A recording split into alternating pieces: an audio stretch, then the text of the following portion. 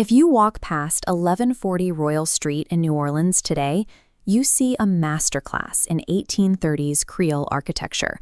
But behind those shuttered windows and perfectly cast ironwork, a very different reality was flickering in the dark. We are going to pull back the curtain on one of the most disturbing events in American history.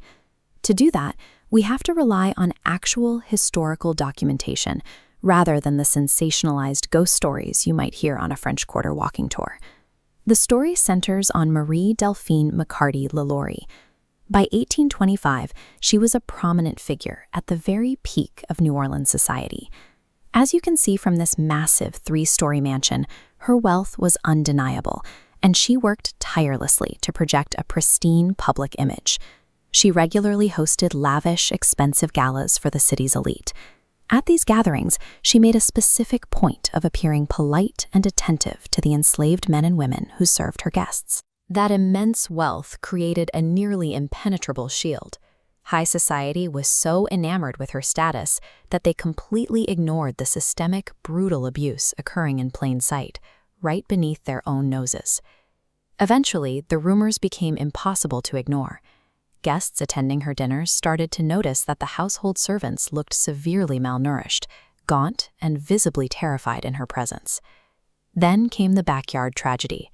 Neighbors reported a horrifying incident where a young enslaved girl named Leah fell from the mansion's roof to her death. She had been desperately fleeing Delphine, who was actively chasing her with a whip. This incident triggered an official response. Authorities investigated the property, fined LaLaurie, and ordered the forced sale of several enslaved people from her household. But she easily bypassed the penalty. LaLaurie simply arranged for her relatives to act as proxy buyers. They purchased the victims at the forced sale and secretly returned them right back to her estate. The legal frameworks governing slavery in the 1830s were explicitly designed for the wealthy. Official investigations meant nothing when an abuser had enough money and influence to keep their actions hidden. The breaking point arrived on the morning of April 10, 1834. A sudden fire broke out in the mansion's kitchen, drawing a massive crowd of neighbors who rushed inside to help extinguish the flames. Inside the burning kitchen, rescuers discovered a 70-year-old enslaved cook locked directly to the stove by her ankle. She confessed to starting the blaze herself. It was a desperate suicide attempt. She knew she was slated to be taken to the upper floors, and she chose the fire over the torture waiting for her upstairs. Hearing this, the bystanders and arriving law enforcement rushed the staircase.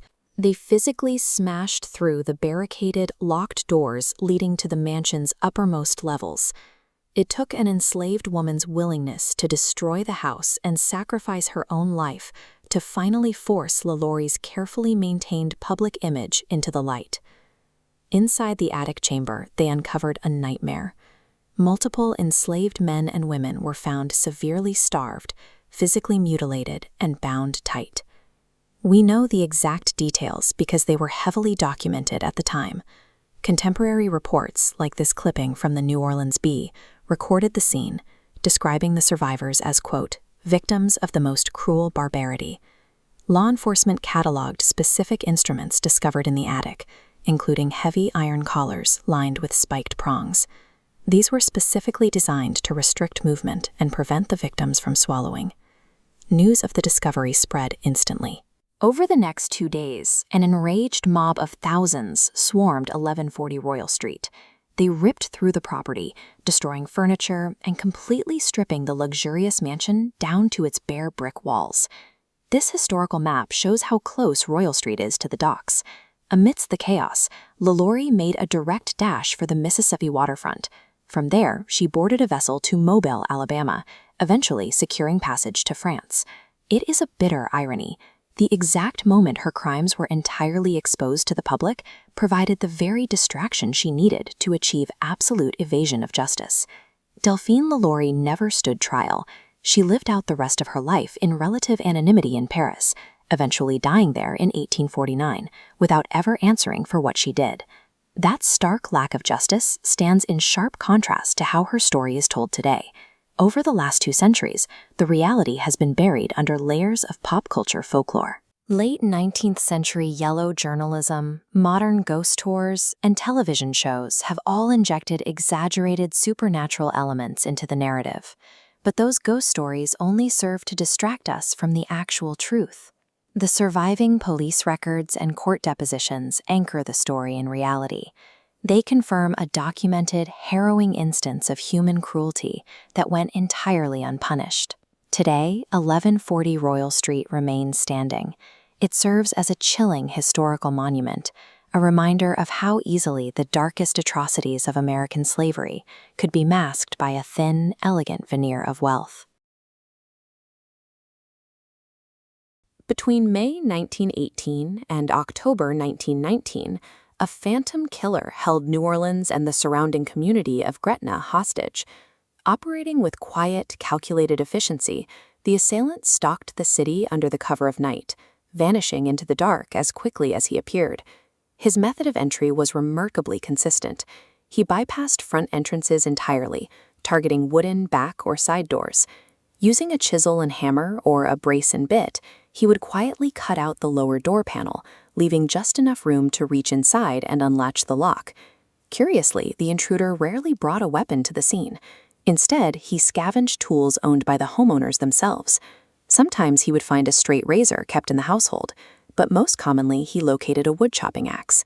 He struck victims in their beds, focusing brutal blows on the head and neck.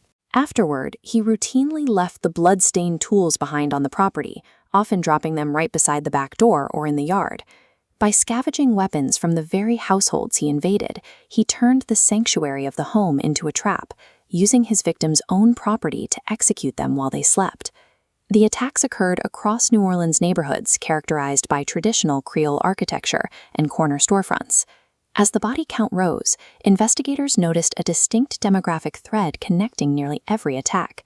The vast majority of the victims were Italian-American grocers and their families. Police were baffled. In almost every instance, valuables and money were left completely untouched in the homes, ruling out robbery or a standard home invasion as the primary motive. The lack of theft, combined with the highly specific victim profile, narrowed the public's focus. The evidence pointed toward a targeted, prejudiced campaign against the city's Italian community. The violence started on May 23, 1918. Italian grocer Joseph Maggio and his wife Catherine were found murdered in their home, their throats slashed and their skulls fractured. A bloody axe in the yard and a chiseled-out door panel confirmed the killer's distinct method.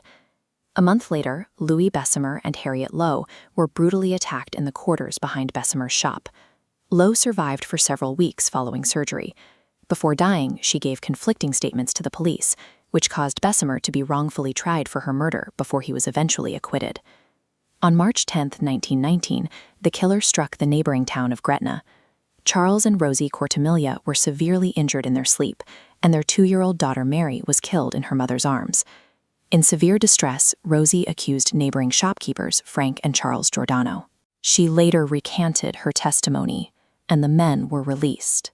The escalating violence was creating a secondary layer of destruction. The community was so paralyzed by fear that residents began turning on each other, tearing neighborhoods apart with false accusations and panic. On March 13, 1919, local newspapers received a letter addressed to the esteemed mortals of New Orleans. Written with pure arrogance, it claimed, "I am not a human being, but a spirit and a demon from the hottest hell. I am what you Orleanians and your foolish police call the Axeman." The author laid down a single condition. He stated he would pass over New Orleans at 12:15 a.m. on Tuesday, March 19th. Because he was fond of jazz music, he swore to spare every person inside a home where a jazz band was in full swing at that exact time. The city's response was absolute. On the night of March 19th, professional bands packed the dance halls. Residents crammed into clubs and blasted live music from open windows across every neighborhood. Composer Joseph John Davila even penned a hit song for the occasion, titled "Don't Scare the Axeman Away." No attacks took place that Tuesday night. The reprieve, however, was temporary. 7 months later, on October 27th, Mike Pepitone was bludgeoned in his bedroom. His wife saw a figure escaping through the doorway. Following Pepitone's death, the attacks abruptly ceased entirely. The letter elevated the Axeman into folklore. Whether written by the actual killer or as a journalist's hoax, it briefly transformed a terrified city into a massive, desperate celebration of life. With the sudden stop in the murders after late 1919, leads completely dried up. The New Orleans police faced severe public condemnation for failing to catch the assailant. Decades of research narrowed the mystery down to 3 primary theories. The first is serial xenophobia. Italian immigrants dominated local neighborhood groceries, operating businesses seen in this bustling commercial district, making them vulnerable to assailants motivated by ethnic prejudice or business envy. The second early police theory focused on organized crime. Investigators suspected a Black Hand or mafia extortion syndicate was systematically targeting shopkeepers who refused to pay protection money. Organized crime hits rely on precision firearms, while the Axeman chaotically scavenged blunt force tools. A third theory suggests Joseph Mumfree, allegedly shot in LA in 1920 by a victim's widow, committed the murders between prison stints. Yet, LAPD records show zero evidence he existed. To this day, the true identity of the Axeman remains unknown. He left behind a mystery that binds together a history of anti-immigrant hysteria, genuine terror, and the loud, defiant birth of American jazz. In August 2005, Hurricane Katrina overwhelmed the levees in New Orleans, flooding whole neighborhoods and forcing a mass evacuation. But Zachary Bowen and Addie Hall made the choice to stay behind. They ignored the evacuation orders and remained in their apartment above Matas's Market in the French Quarter. With the power grid down and the streets deserted, the couple survived by dragging charcoal grills onto the sidewalk to cook meals and boil water. This public display of defiance against the storm gave rise to a local legend. To their neighbors, Zack and Addie became symbols of unyielding resilience. Their story soon reached a global audience. Outlets like the New York Times profiled them as the face of the city's bohemian spirit, survivors who refused to be broken by the flood. They played the part well, mixing cocktails for the few neighbors and police officers who remained in the darkened quarter. However, this public persona hid a different reality. Away from the cameras, the couple struggled with severe domestic friction and substance abuse. The media's obsession with a feel-good survival narrative obscured the active psychological crisis taking place behind their apartment door. Zack had a history the public didn't see. He was a former U.S. Army military policeman who had served in Kosovo and Iraq. He left the service carrying unresolved trauma and a sense of guilt that he attempted to manage through heavy drinking. This diagram illustrates the specific stressors Zack was facing: military PTSD, acute substance dependence, and the weight of living in a disaster zone. In his own written confession, Zack described the effect of these intersecting pressures as a state of total emotional paralysis. The isolated Rampart Street apartment became a pressurized container where untreated trauma eventually gave way to violence. The rupture occurred on October 4, 2006. Following a heated argument over his infidelity, Addie threatened to evict Zack from the apartment. Zack reacted with sudden violence and strangled Addie to death on their living room floor. Over the next several hours, he moved her body to the bathroom and began the process of dismembering her remains. For the next 12 days, Zack lived alongside Addie's body while visiting local bars daily. He spent thousands of dollars on alcohol and strip clubs, maintaining a calm exterior and leaving lavish tips for service staff.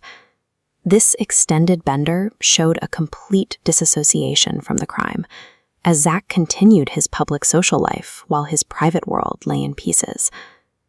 On October 17, 2006, Zack walked to the rooftop terrace of the Omni Royal Orleans Hotel. After a brief conversation with a hotel employee, he jumped from the building, landing on the roof of the parking garage below. Searching his pockets, police found a handwritten confession note wrapped in plastic. The note detailed the murder and provided the authorities with directions back to the crime scene on North Rampart Street. Inside the apartment, police found the air conditioning set to its lowest temperature, a deliberate attempt to slow the decomposition of the body. Remains were located throughout the kitchen, found inside pots on the stove and within the refrigerator.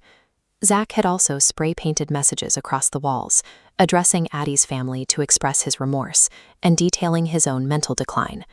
These environmental clues provided a physical record of a mind in the final stages of a total breakdown.